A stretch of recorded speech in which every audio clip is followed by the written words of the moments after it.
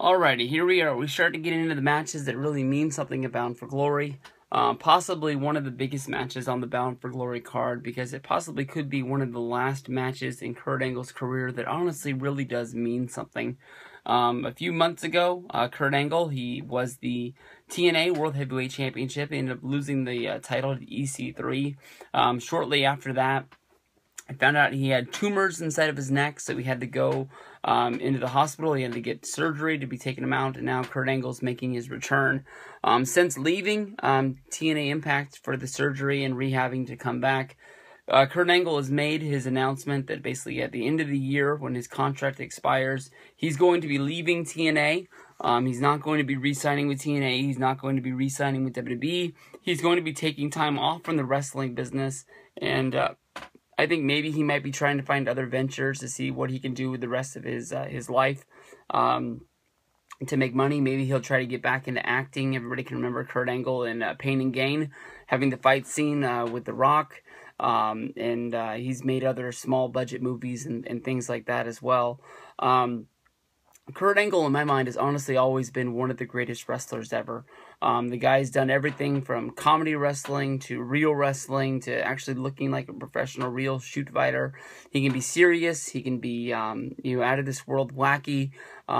He's been able to do just about everything, and I think that he's a real asset to professional wrestling. He took a gamble by leaving WWE when they released him, and instead of taking the safe route out of trying to get his body right and basically getting clean, and then going back to WWE, which I think was on the table at that time, he went to TNA, and he took a company that was gaining ground but was really under the radar and brought them into the main scene of professional wrestling. I think for that, Jeff Jarrett, Dixie Carter, and all of TNA Impact Wrestling will have to be 100% grateful to Kurt Angle. I believe he was the second ever TNA Hall of Famer behind Sting.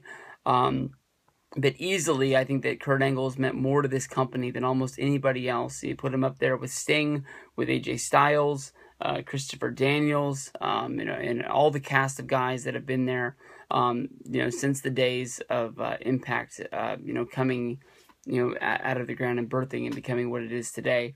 The angle they basically built around this match, it makes sense. But honestly, I think this match should really be just highlighted as Kurt Angle's return, as Kurt Angle's probably not his last match in professional wrestling.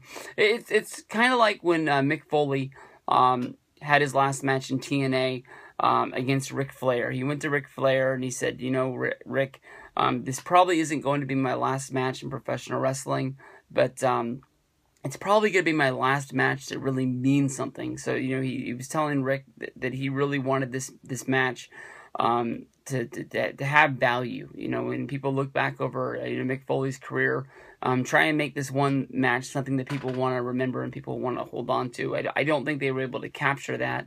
I think it was a pretty good match.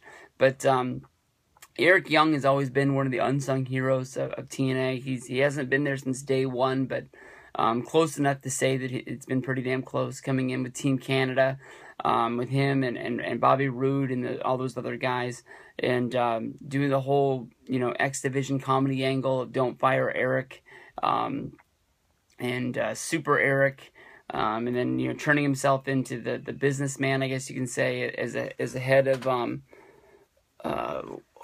what was the name of that one stable with him and Magnus and I can't remember all those guys. The World or the Globe or it was something like that. And then honestly becoming TNA World Heavyweight Champion, which I think was a little bit too much for him.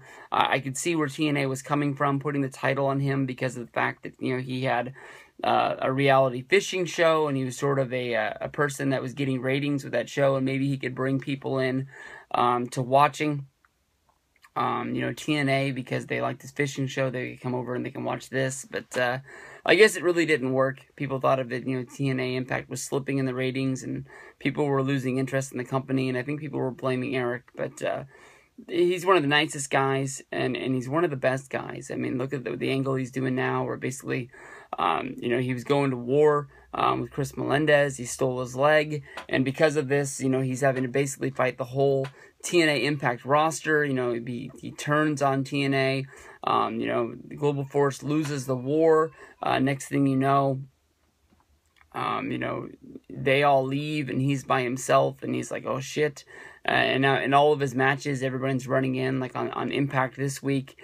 He came down and he challenged the back to a fight. Robbie E came down. After Robbie E came down, Chris Melendez came down, and then as Eric Young was trying to leave, Mr. Anderson walked up on the stage and forced him back into the ring to fight Robbie E and Chris Melendez at the same time. So basically, you know, he went to Dixie and said it's not fair that, you know, every match all of these guys are interfering. They don't like me. They're not getting along, and you know, he just wants a common ground of, you know, one-on-one. So Dixie says, you know, at the pay-per-view, we're going to do one-on-one. It's going to be you against Kurt Angle. And I know this is going to be a good match. And it's possibly the one match on Bound for Glory that people honestly should really care about. So let's see how good this is. You got to take Kurt Angle to get the win here, right? Angle to win.